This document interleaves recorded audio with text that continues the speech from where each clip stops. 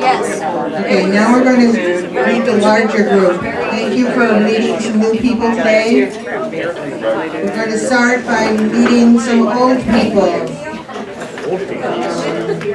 Dave Hughes, would you wave your hand? Stand up, please. Dave Hughes is trying to keep Water Park alive. If you need to know where Water Park is, or if you want to take a walk there, see Dave. Dave Hughes is a great person, and we need to save Water Park. Monica. Yes, I'm right here. When's your next speaker? My next speaker will be here in 2 weeks at Red Rose Cafeteria, 5960 Hamilton Ave. Last night we hosted Fabricia Jewell from Brazil, who spoke about her naturalization process. It took her $5,000 for many years to get her name in her papers. She was great. Oh, absolutely, yeah. You can't hear her. So my friend in 2 weeks is Lynn Punzik, lawyer, will be coming to speak to us in 2 weeks about harassment. I think it's good, given the relevance of what's going on in the news today, so she'll be there. And she covers issues such as age discrimination, wage issues, and sexual harassment in and out of the office, among many. So do come to that. And in 2 weeks we hope to get someone there who's going to be speaking about sex trafficking. Thank you very much. One more thing. I am taking names whoever would like to have a sign in their yard that says, we don't care where you come from, we're glad you're our neighbor. There was a glitch in the order, but they have some that are coming. If you would like one, I will have a booklet with me, signed with me, and I'll know that you'll want one, okay? I wish I could Really nice. already It's have. 3 languages. Don't worry about it. Neighbors are I talking just want to introduce my brother, who's being a videotape of today.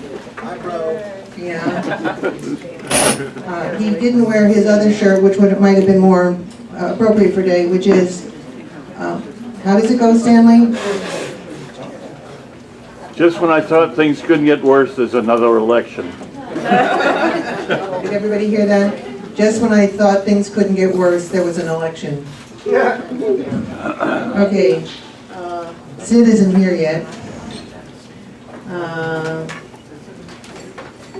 One of the things that I'm proudest of from this group is that I have been able to get people to volunteer at the naturalization ceremonies. And in order to do that, you have to join the League of Women Voters. And I have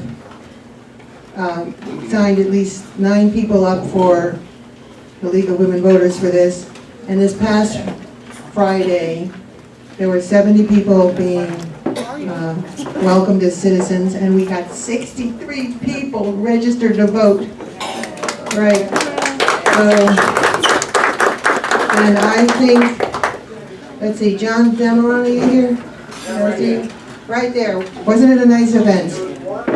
And if you ever wanted to welcome citizens and help registered people to vote, see me or see some of these other people that I introduced. Anybody else has worked with me on naturalizations? Marlena, wave your hand. Sheila, a very positive experience. We really have a great time. We had 5 people and we used them all. The league only recommends 2, but heck, I bring anybody who wants to come. I think it's a great thing. Warren County isn't here right yet. Oh, you want to say anything about Warren County? Well, we had a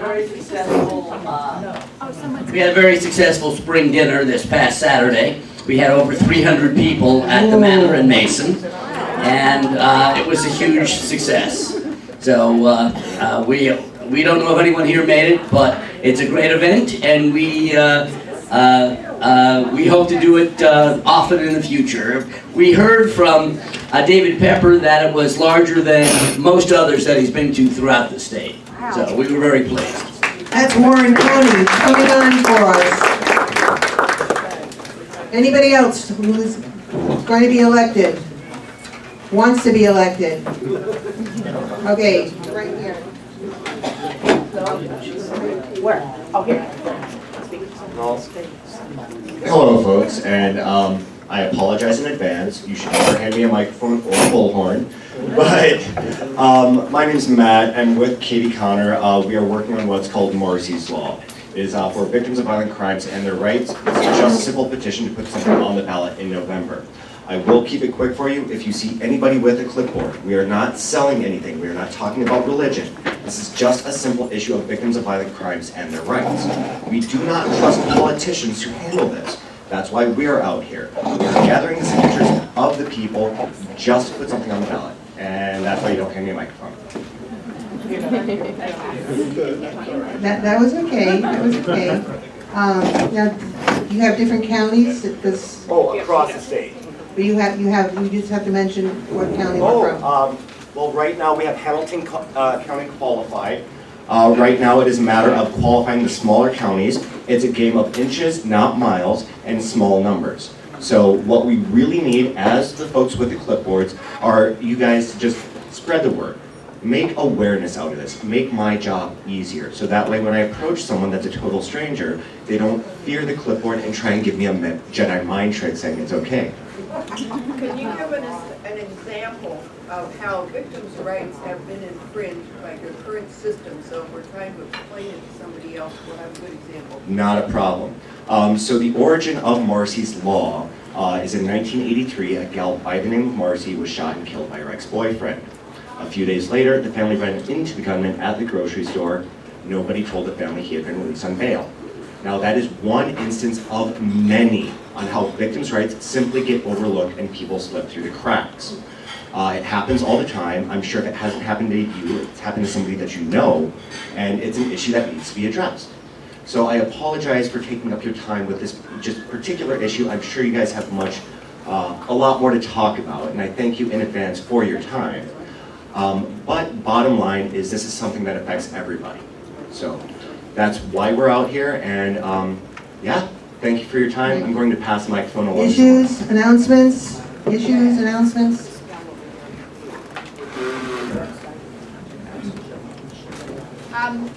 I'm Sue Mangan. I have a petition. Oh, I have a petition here. I'm just going to pass it around. If you live in Hamilton County and you're interested in getting some good Democrats on the ballot for city council. More? I know. How many do we have now? I don't know. There are a lot. I don't know how many are Democrats. Good Democrats. Only the city of Cincinnati votes for. Whether you have it. I'm sorry. That's for November. It has to be city. I said Hamilton, didn't I? I'm wrong. It has to be a city council. But Brian Gary is trying to get on the ballot. Sign it if you think you would like to support this guy in that way. Just to get him on the ballot, not to vote for him until you get to know him. But here's his card. I'm just going to pass it around. Any other issues? I just have a simple announcement. I put a flyer over there. There's going to be a lecture at the Pleasant Ridge Library from 10 till noon Saturday about why we need to worry about climate control. Thank you. No, I'm one of the speakers at that. Oh, I was just telling you. Yeah, I'm going to be one of the speakers at that. Just to let you know, something else you might want to go to, the Christ Cathedral downtown every other Thursday has a forum. It's really good. Bill Woods coordinates it. And on May 11th, they're going to do gerrymandering. And I put a couple flyers on the thing, but Christ Cathedral, May 11th at noon, gerrymandering. And they have a forum every other Thursday, Bill Woods coordinates. That was our backup plan in case the elections took Tim Burke away. I was going to be the backup talking about gerrymandering. I'm not going to get a chance to do it today. Okay. Any more announcements, issues? And with that, I'm going to hand it over to Liz Ping, one of our, wait a second. New people. Oh, new people. If you are a new person, we did notice that we did not have a sign-in sheet. We just asked you to put on a name tag. But if you are a new person and you would like to receive our newsletter, please fill out these forms. Please hold up your hand now and do not put your hand down until Marlena has come around with a pen and a pencil. We have some new people at this table and that table. Put up your hand and let Marlena does our newsletter. I have to tell you, for a while I was taking the Tucson newsletter and showing it to people as an example, but we have far exceeded them in terms of quality and quantity. We have a great newsletter and you really should be informed. More people.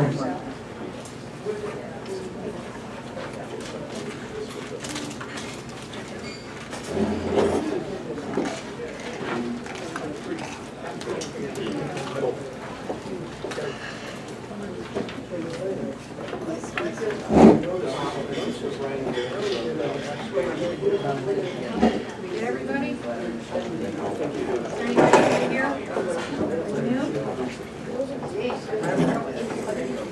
Anybody else here lives in the brown hat?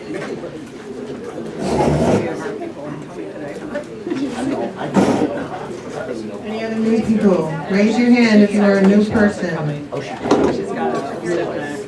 Or if you're not receiving our newsletter, just make sure that we get your email address. Really fine newsletter.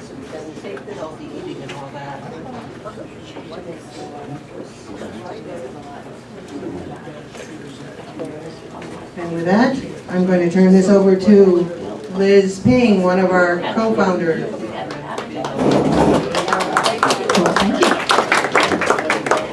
I am introducing Tim Burke, as you know.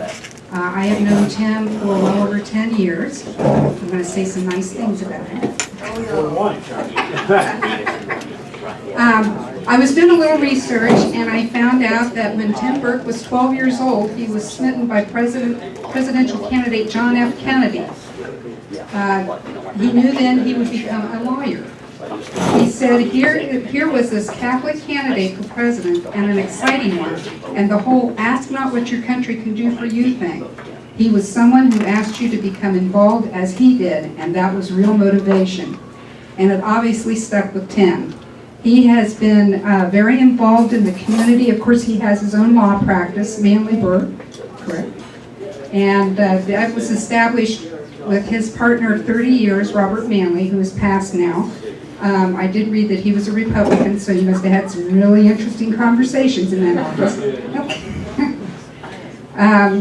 He is a Cincinnatian through and through. He attended Xavier and UC Law School. He worked with Jerry Springer and Tom Lucan.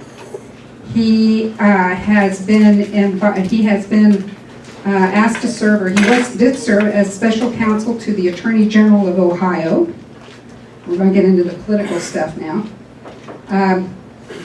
But much of what he does is devoted to local government law and the government decision-making process. He really believes that local government is very important, and that's why he's involved in it.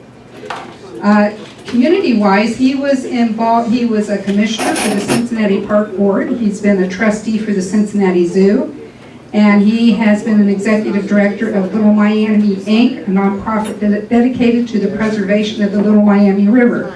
So he obviously dips his fingers in a little bit of everything.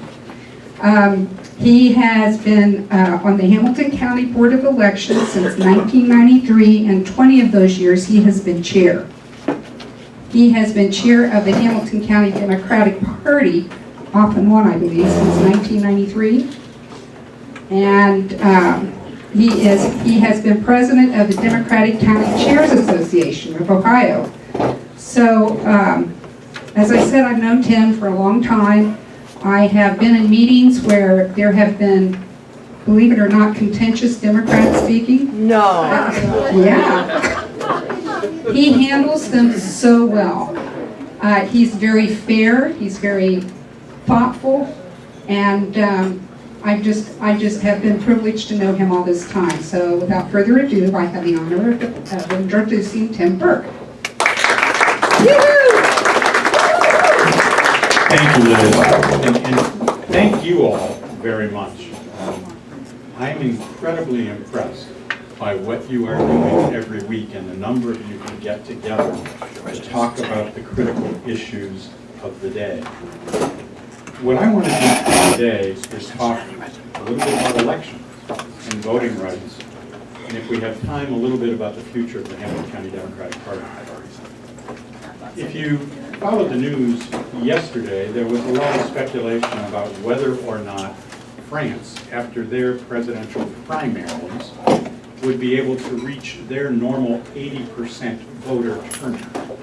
Both the New York Times and NPR carried that story yesterday. 20 years ago, I had the opportunity to serve as an international supervisor in the first municipal elections in Bosnia after the war.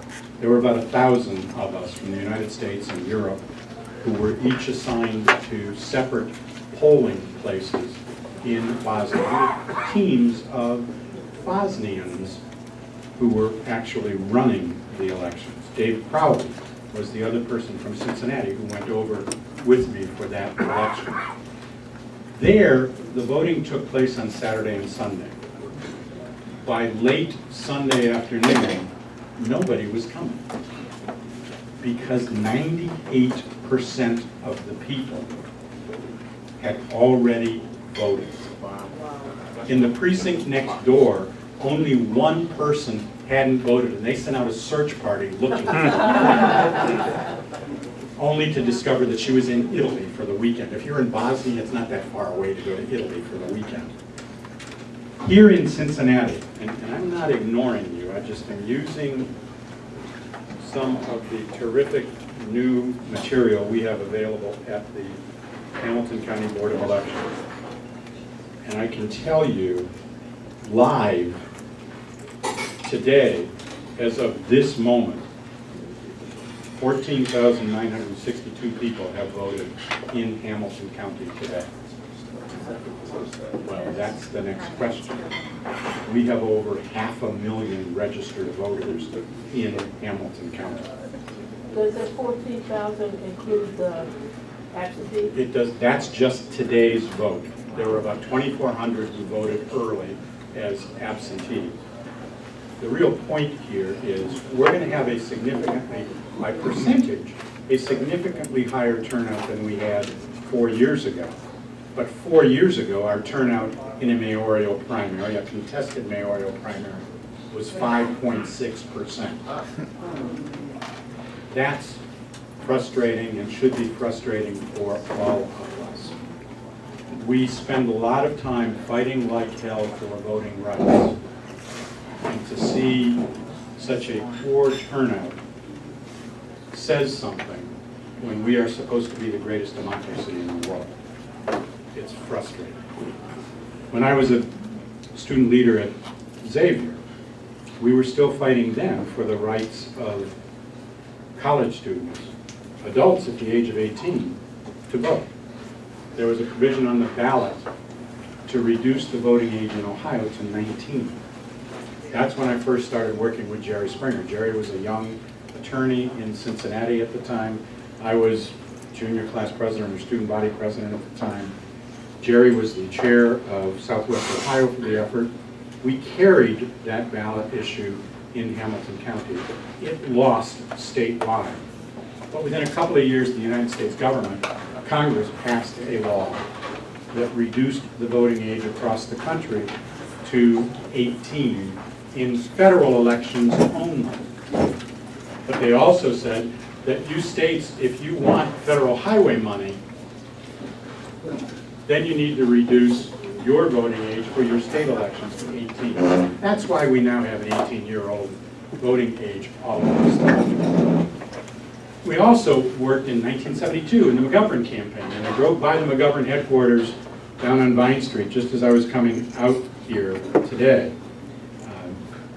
There was a fight over the right of college students to register and vote where they go to college. And we established in the United States Sixth Circuit Court of Appeals in Anderson versus Brown the right of a college student to choose. They can register at home if they intend to return home where they grew up, and they can vote there, or they can register and vote where they are going to school. And that remains the law the day. What we've thought about, yes, Hold the microphone up closer. I will do my best. Thank you. And by the way, if there are questions, please feel free to jump in.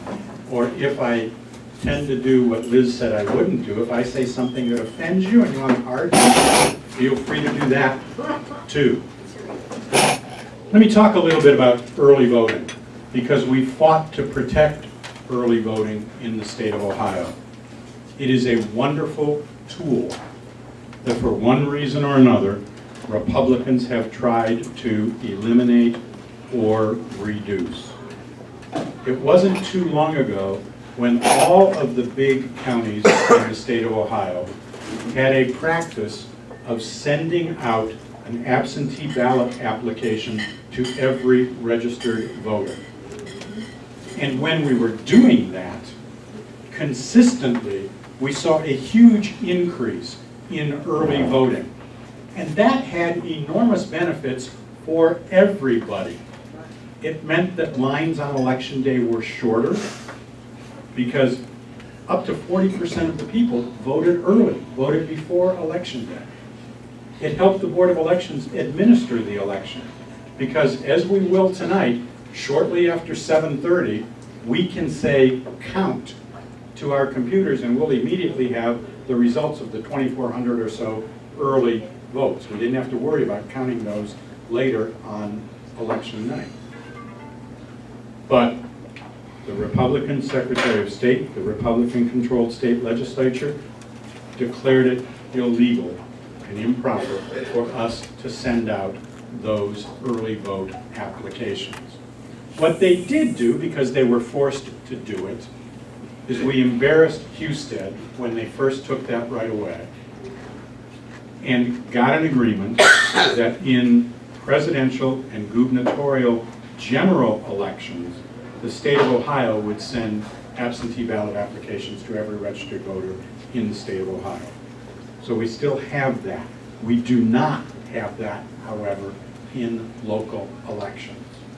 And that helps, I'm afraid, to account for the fact that we have such a terribly low turnout in today's election.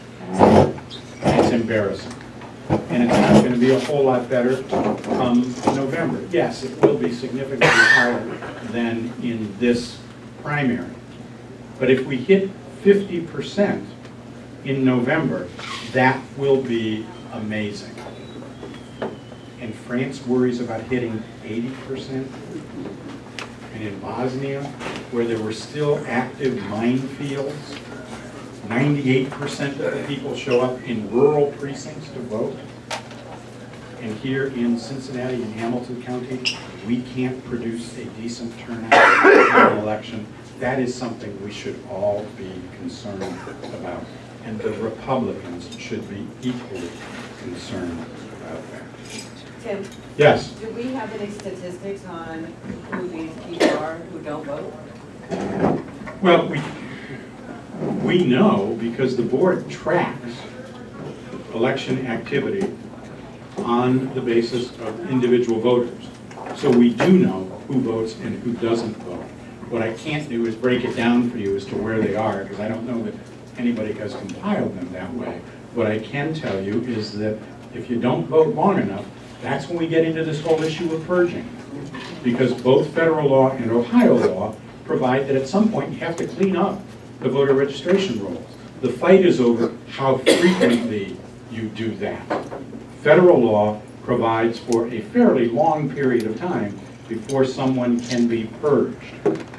Our current Secretary of State, Mr. Husted, who now wants to be governor of the state of Ohio, has seen to it that he has mandated a more aggressive voter purging program. The federal courts just last year said that's too aggressive. Follow federal law. Yes? You serve on a lot of boards, and probably on most of those boards. You serve on a lot of boards, and probably on most of those boards, if there isn't a quorum, there can't be a vote. Would you be interested in something that says that if less than 50% of the electorate participates, it doesn't count? No, I would not. Because in the end, you gotta go with those folks who do bother to show up to vote. So 5% of the electorate could elect? That's exactly what's gonna happen tonight, is 5, 10, maybe 15 if we're lucky, percent of the voters in the city of Cincinnati are going to decide who runs in November. I don't know of another way to do that.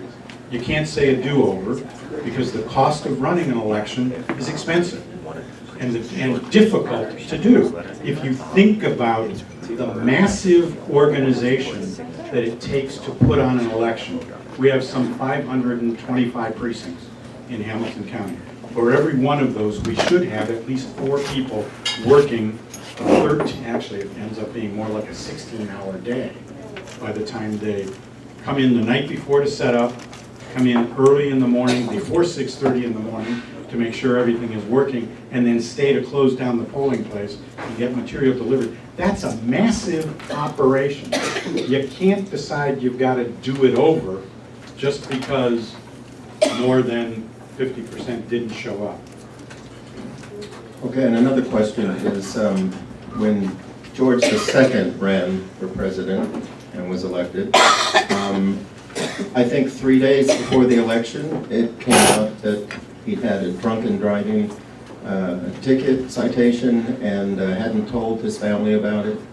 And that had an impact, but if a large percentage of the electorate had voted early, they wouldn't have learned about that. Well, you're right. That is the one disadvantage of voting early, is you don't know what's going to happen that could theoretically change your mind. And I get that.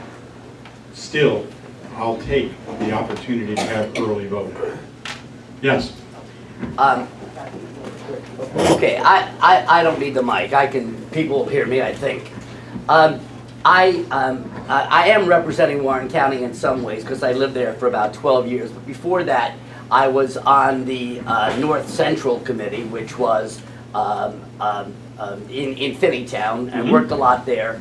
But moved back to Sharonville about a year ago because I remarried, and my wife lives in Sharonville. I did a lot of canvassing, like I have done for probably over 40 years of my life.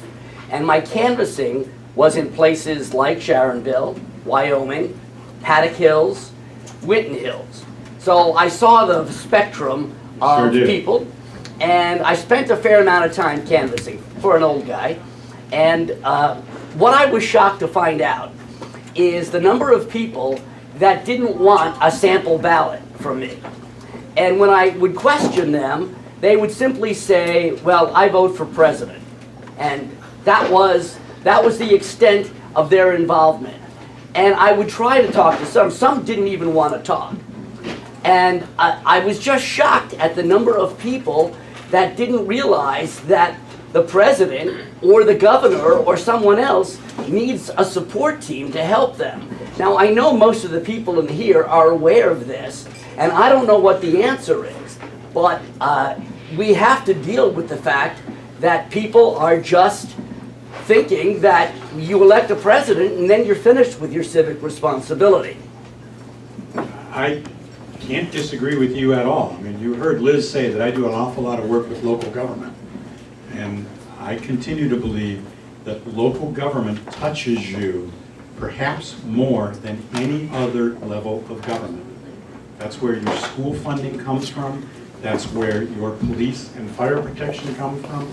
You have an issue with a stop sign needing to be replaced at the corner of your street that's going to impact the safety of your children. That's local government. That's why it's important to be involved in those elections as well as in presidential elections. I absolutely agree with you. And you have more opportunity to influence and impact on your local government leaders than you do on your president after he or she gets elected. So yeah, you're right. Yes, sir. I'm not positive which countries, but I understand some countries, maybe Australia, you're required to vote, and if you don't vote, you get fined. I would be a big proponent of that, but it probably doesn't have a chance of passing. I've gotten the opportunity over the years to frequently meet when there are delegations from other countries who are touring the states, particularly looking at political issues, and it particularly happens during presidential election cycles. And I've met with some young political leaders from Australia, and I've heard that. It works well there, but I don't know how you could ever get that adopted here. I have two questions I need to ask you. One, the first one is when names are purged from the voter list, is there at least a one-time notice that your name has been struck from the rolls? There are notices that go out in advance of that. There is, and this is something that Caleb Fox, who is my Democratic colleague on the Hamilton County Board of Elections, has been particularly aggressive in trying to get done. What doesn't happen is what you've just asked for, and that is a notice going to voters after their name has been purged, so that they know they need to re-register in order to be eligible to vote. That should happen. And the next question I have, I understand, because I called, that there is no longer a Young Democratic Committee. And my question is, why? Because in years past, and I was a member, my husband was a member, it was very, very politically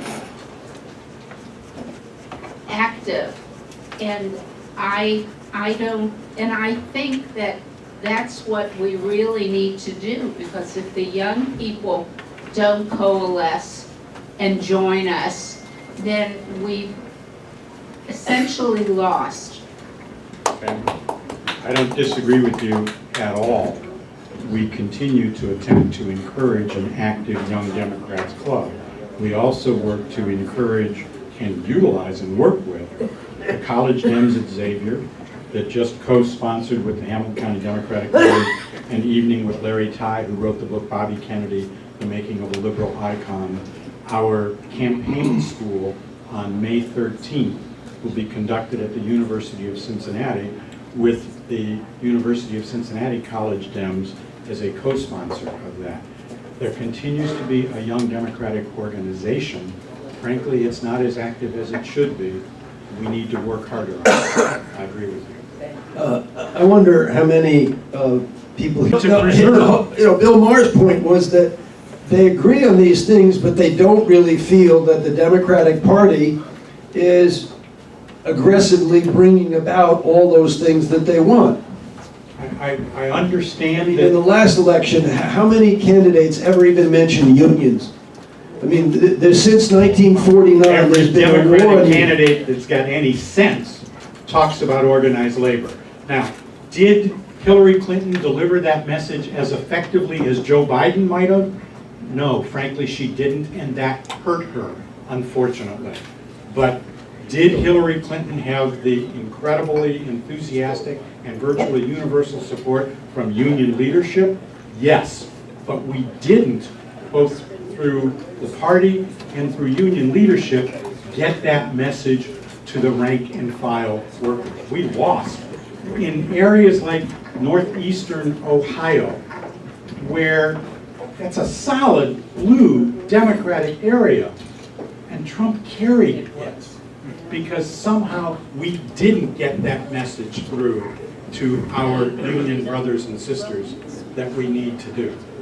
But we, the local Democratic Party, attempt to promote organized labor as best we can. We promoted, for example, last Friday's Union Memorial Day out in Evendale at the UAW Hall, where they had a terrific crowd and one of the most moving ceremonies they do every year to remember those workers from Greater Cincinnati who died on the job. And many of our Democratic candidates and office holders get to that event every year. Yes, ma'am. Mr. Burke, just a quick question. Let's say He's got the He was the next one for questions. Let him go next, okay? Go ahead. Thank you.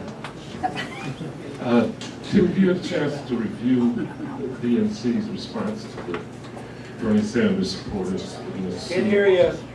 Have you had a chance to review the response from DNC on the suit that Bernie Sanders supporters are saying that the primaries were rigged?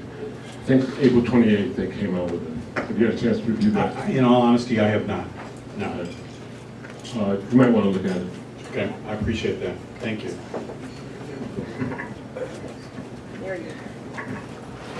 Mr. Burke, let's say you were one of these millions of people who will not vote today. Can they vote in November if they register? Yes, ma'am.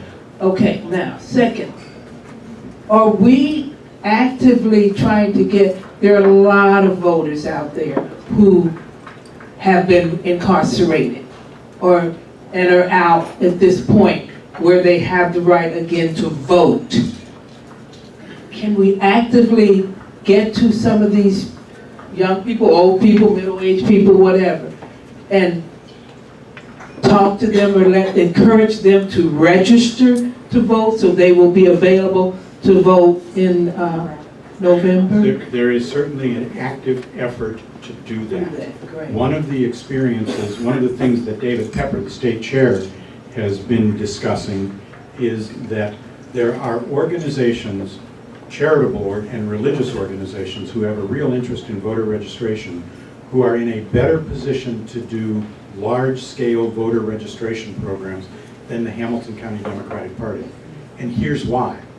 Because if Project Amos, which is a large, socially oriented religious organization in Hamilton County, if they engage in a large voter registration effort, folks can donate to that effort and it's tax deductible because it's a charitable donation. And that's why Project Amos got a great deal of funding that came at the recommendation of the state Democratic Party, but not to the state Democratic Party, that helped them register over 30,000 new voters last year.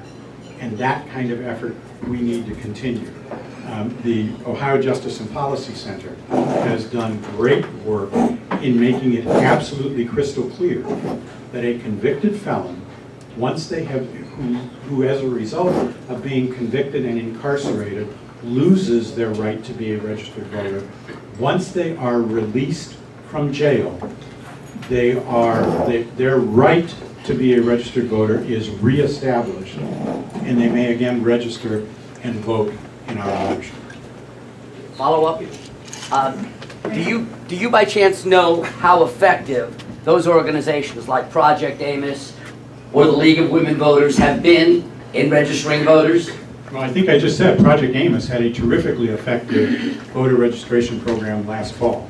The League of Women Voters continues to do it in a number of places, and you just heard how they do it at those places where folks are sworn in as citizens of the United States. All of that is good, all of that needs to continue. The League of Women Voters doesn't particularly do the kind of large-scale voter registration programs that Project Amos did last fall. But what I'm saying is I understand the program was effective. By effective, do you mean that it was registering large groups of people? Yeah, Project Amos registered 30,000 people just here in Hamilton County last year. That's a pretty large number. Okay. Tim, would you address what you have done to get more balance of race in our elected positions? I know you've worked very hard to make the African American presence greater, and I think you've been working on that for years, and I believe you started by making a deal that we would, I know. You're going to get me in trouble. I know. But your deals are good deals. Sometimes, not always. Do you know what I'm talking about? Yeah, look, there have been a number of things that the Democratic Party does to try and ensure that we represent the community that we are serving. Last week, I was very pleased when the Cincinnati Democratic Committee endorsed its slate of 9 candidates for Cincinnati City Council, that 4 of them are African American. Arguably, it should be higher than that, but that's a very diverse slate of candidates. It has always been my position when it comes to our judges, where in spite of the fact that we right now have more of the executive offices in Hamilton County than the Republicans do, we continue to have a tough time breaking through in the courthouse. The position that I've taken is we will not run a white candidate against an African American judge, period. I wish the Republican Party would take that same position. Instead, they put up a very strong, exceptionally well-financed guy to take Bill Mallory off the Court of Appeals when he was the first and only African American to serve on our Court of Appeals. We have to do better than that. We, the Democratic Party, delivered the votes necessary to create the system of municipal court judges that we have today, where instead of electing municipal court judges on a county-wide basis, we now elect them from 7 districts in the county. And that, as I said at Majority Leader Bill Mallory's memorial service, his efforts to create those districts changed the color of justice in Hamilton County, because it ensured that we started out with 4 African American judges. We now have 6 African American judges on municipal court. And for anybody who thinks, well, maybe that's not fair, what wasn't fair to begin with is that the city of Cincinnati used to have its own municipal court until the first African American judge was elected to that court. Then the Republican state legislature changed the law and created the Cincinnati Hamilton County Municipal Court, and all of the judges were elected countywide, and we didn't have any elected African American judges for decades. We're just making up for some of that. I've got a comment and then a question. A little while ago, you were talking and you mentioned our progressive values. I think that we need to start working very hard to not use the word progressive and use the word democratic values. One of the women's groups that I'm in that's resulted from the Women's March, there are a lot of younger women who consider themselves progressives but not Democrats. And one of my hidden agendas is to let them know that it's all the same. And yesterday I read in the New York Times where a high-ranking Democrat, I forget his name, said that we did not want to be perceived as latte-sipping liberals. And the fact that he even used the term latte-sipping liberals gives the wrong impression. So we need to rebrand ourselves as much as we can as democratic principles, our progressive principles. And my question is this. I live in Hamilton County, but I'm in Wenstrup's district. And I went up to the Democratic ODP boot camp last Saturday, and I was amazed by the number of people from little rural areas who are going to run for office, who never have done so before because they are so disgusted. How do you in Hamilton County coordinate with the other counties because of the gerrymandering? You raised several topics. Let me first comment on progressive. If I misused that word, I apologize. I'm frustrated by the overuse of the term progressive, particularly because of the way that it is sometimes being defined, especially in Cincinnati city politics. Because, frankly, because in part I think it's used against me. It's clearly used against John Cranley. It's clearly used to describe, look, when it came to the streetcar, I was fine with the streetcar. I never thought the streetcar determined whether or not you were a good Democrat. I thought that was an issue on which people could agree or disagree. And there are issues like that, where Democrats don't all have to be on the same side. I get frustrated because when I was with Little Miami Inc., and they're still my longest time client, I helped create the Little Miami Bike Trail. So I value bike trails.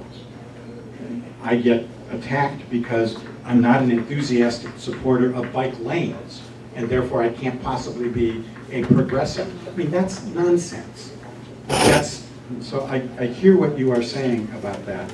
There are democratic values that we've got to be able to rally around, and principally those have to be based on how we serve people, on how we deal with the issues that you raised earlier, and how we make sure that union people can do what they used to be able to do in the city of Norwood when GM existed there, when they could have a career working online, afford to raise a family very comfortably, maybe even to the point of being able to have a cabin down at Lake Cumberland, being able to retire comfortably because they had a great union and good American manufacturing jobs.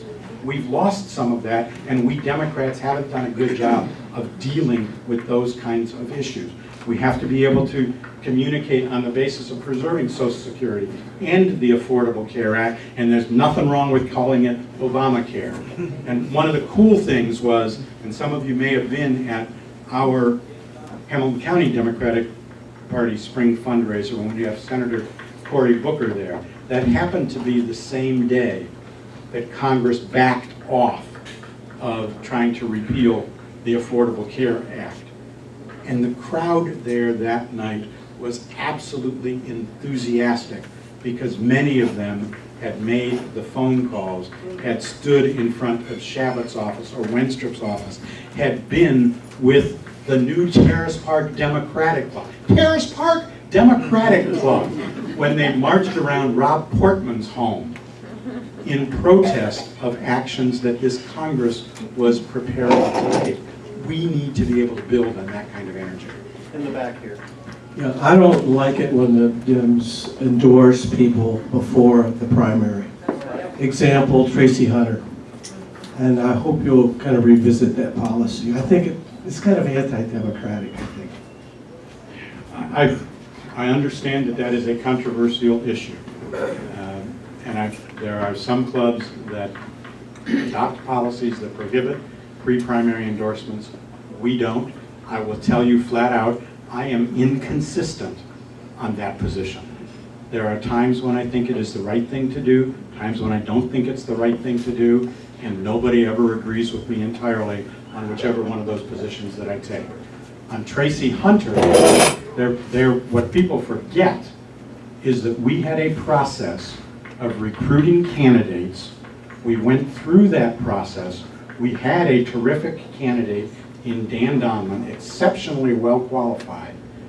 And the night we're doing the endorsements, which was the night before the filing deadline, Tracy Hunter walked in and announced that she was a candidate. Tracy won that primary, and we fought for her to ensure that she got the seat that she won come November. I testified 3 times in federal court for her. I filed my own court papers until the Secretary of State told me that if I did it again, I would be removed from the Board of Elections. So, we fought those battles. I understand your point. I suspect it's an issue on which we will continue to disagree. Did you endorse before the primary? We did. I'm not hiding that from you. We've done it before. We will do it again. We will not always do it. And when it comes to Cincinnati City Council, for example, there is no primary. So we're going to make endorsements, and we already have. Right here. The issue of progressives and sort of raises a question of the sort of political discourse. And to me, one of the biggest breakthroughs of Bernie Sanders' campaign was a discourse of rights. He had a wonderful debate where he was pointing out the difference between a right to health care as opposed to the Republicans' access. I would love to see the Democratic Party expand the discourse of rights, that you not only have a right to health care, but to decent housing, to a decent pension, to a whole set of things. I mean, it seems to me that's a much more fundamental way of winning people over and involves a different conception of the role of government. Good point. I will tell you that as a lawyer, I've worked in exactly those areas that you're talking about. On behalf of the NAACP and Housing Opportunities Made Equal, we sued Nationwide Insurance when Nationwide essentially redlined poor neighborhoods and refused to sell property insurance in those neighborhoods. We ended up with a settlement mandated by the federal court that stopped that practice. When the largest real estate company in Cincinnati was steering African Americans away from white neighborhoods, we did that same thing on behalf of Housing Opportunities Made Equal to make certain that that stopped, and we did get it stopped. And the Democratic Party needs to continue and does support those. Look, the whole, and you know this just as well as I do, the whole civil rights, the plethora of civil rights legislation and litigation has been done by Democratic presidents, Democratic Congress, and Democratic attorneys.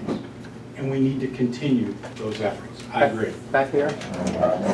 Good afternoon, everyone. My name is Kelly Prather, and I just want to reiterate this gentleman's sentiment regarding endorsements prior to the primary. I am a returning candidate. I ran for the United States Senate last year, and I did really well. I threw my name in the hat 3 months prior to the election, spent less than $5,000, and got 144,000 votes statewide. I was also appointed to the Democratic National Convention's Platform Committee, and I served alongside Maxine Waters and John Lewis and Miss Kennedy, who is Bobby Kennedy's daughter, and I did a lot of work. But in terms of, in response to your sentiment about endorsing prior to the primary, I interviewed before the Hamilton County Democratic Party to be a candidate for Cincinnati City Council. I am running for Cincinnati City Council, and unfortunately, I was not one of the individuals who was picked. Even though I was a returning candidate and a viable candidate, I got the support of even Cory Booker, Senator Cory Booker, who was here.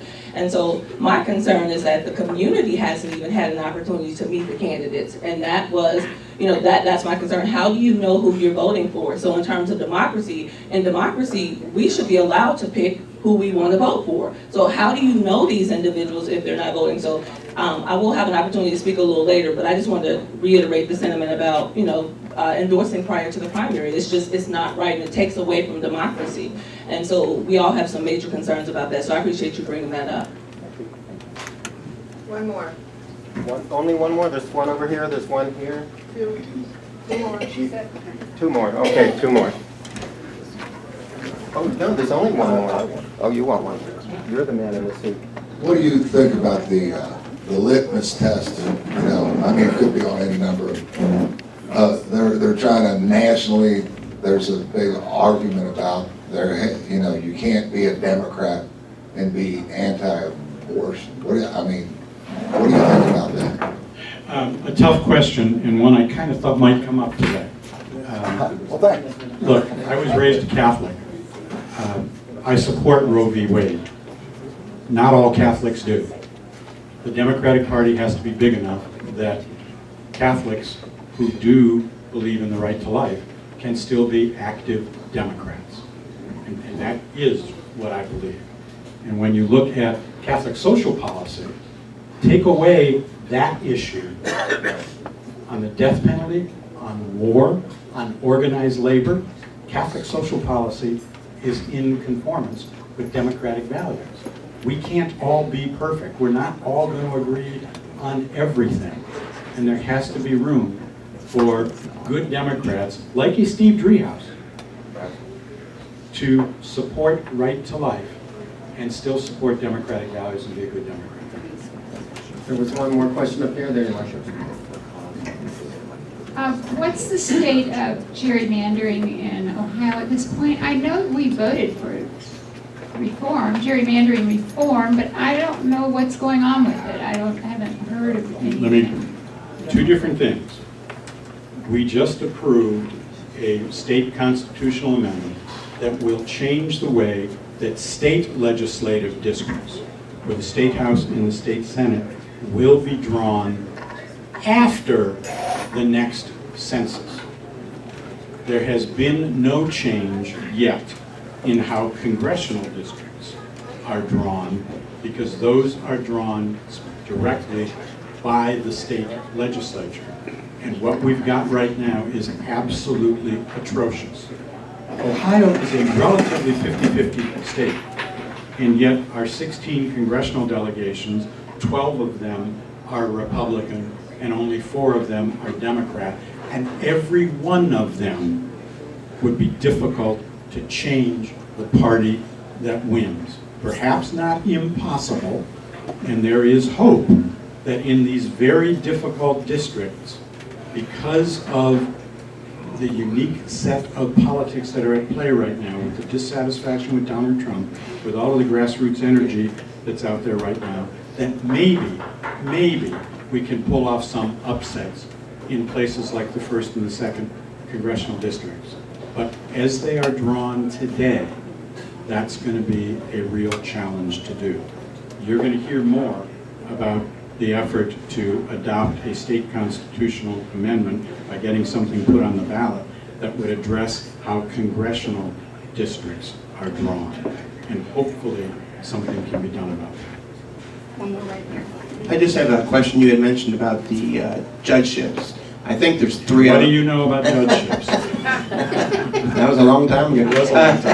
There's about 3 out of 22, 24 total common pleas seats. What is being done, what could be done, and what should we be doing to try to get more candidates? Our judicial committee has actually, the last few years, our judicial committee has been doing a very good job at recruiting exceptionally well-qualified candidates, helping to fund their campaigns, doing their own fundraisers, which is something that I think wasn't done when you ran. That's helping. And as a result, we have been able to gradually pick up some seats, some judgeships. We just elected the first Hispanic to our Hamilton County Court of Appeals. Absolutely. We are making progress there. Pat Foley was a surprise winner. We already have folks lining up, including a former president of the Ohio Bar Association, who wants to run as a Democrat for a seat on the Hamilton County Common Pleas Court.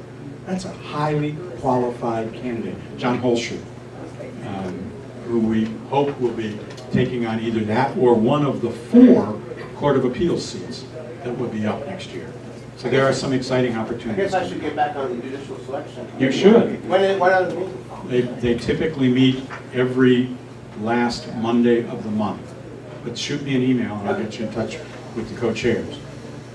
Thank you all very much. Thank you. I just want you all to know how much this man does behind the scenes that you never see. He has meetings at his office during an election period. He has people come in every Saturday morning. He provides food and drink. You can call him anytime about anything, right, Tim? I've been known to do that. So I just hope you really appreciate how great a leader that we've had in Tim Burke, okay?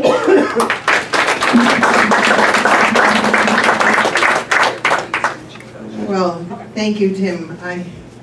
One thing I really would like to see the Democratic Party do is doing more lists of Democrats to vote for, especially the judges. It's so hard for us to know who's a Democrat and who's not. And when I get that list going into the voting booth, I think that's very helpful, and I'd like to see more of that. I want to thank you guys for being such a great group here today. You have great questions. You ought to compliment yourselves. Fun. Let's hear it for good questioning within the Democratic Party. I want to remind you that we have one of the best bars in the city, and I want you to feel free to belly up to our bar, where we have information, and I hope you get drunk with the information that we have to offer. We have all kinds of announcements and information. You know, that's what's going to save us in the time to come, is just being organized to get the information out. And please feel free to go see what we have to offer over there in our bar. With our primary election behind us, our luncheons will turn again to less political focus. May 9th is human trafficking in Cincinnati, in the Cincinnati area with Jenny O'Donnell and Luke Blocker. May 16th is the Queen City Volunteers coming to sing us protest songs. I love that. Yes. May 30th, our subject is the heroin epidemic with Sheriff Jim Neal and Sergeant Michael Steer. Mary 6th is June 6th is one of my favorites, Mary Ronan, Superintendent of Cincinnati Public Schools. We have a great set of programs coming up. Please join us when you can. We have lists of who our speakers are going to be. Feel free to be in touch with us at our Facebook page, Greater Cincinnati Dems. And we also have, be in touch with us at our email address, Greater Cincinnati Dems. And you have to watch out for the spelling there because it's two different Cincinnatis. You know how that works. So I want to thank, leftovers.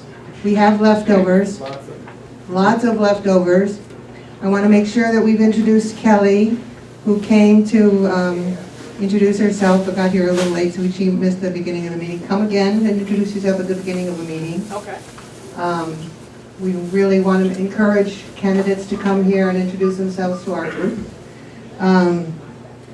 Let's see our handouts of coming attractions. We will not be taking off for the summer. Many teachers are looking forward to their summer vacations and coming here. We are scheduling now into September and October. People want to come and present to you folks. People want to have information that is relevant to Democrats. We are part of something magical that's happening within the party. And I hope that you join us along the way. Thank you for coming. Oh, and food, take food. But please, if you have not paid for your food, please wait till everybody else has gone through. And remember to vote.